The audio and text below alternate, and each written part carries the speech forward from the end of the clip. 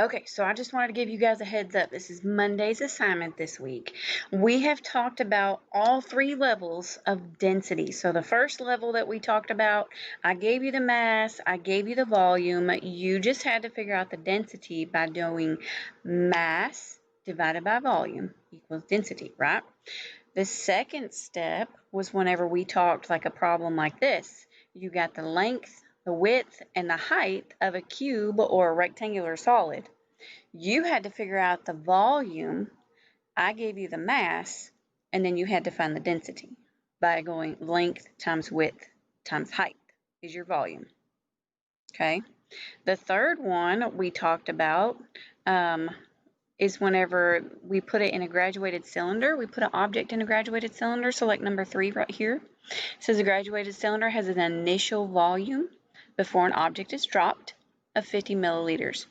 After the object is dropped, the volume is 75 milliliters. If you remember, to figure out what the volume is, you subtract the final volume by the initial volume. So the volume of the object is 25 milliliters. And you take that volume and this mass to find the density by using density equals mass divided by volume. So that's the 3 steps that we talked about, or the 3 different levels that we talked about. The last question down here is a little bit more complicated, but I'll read it to you and we'll kind of go over it. So you have a chart that shows the density of 5 different metals. We've got iron has a density of 7.9 grams per centimeter cubed. Copper has a density of 9.0 grams per centimeter cubed. Silver has a density of 10.5 grams per centimeter cubed. Zinc has a density of 7.1 grams per centimeter cubed. And gold has a density of 19.2 grams per centimeter cubed. So the question says, your friend gives you a necklace with a mass of 142 grams and a volume of 20 centimeters cubed. Well, you want to find out what the necklace is made of. Well, you can do that because now you have this chart right here. The first thing you need to do is find the density of the necklace using the mass and the volume given to you. So it would be 142 grams divided by 20 centimeters cubed.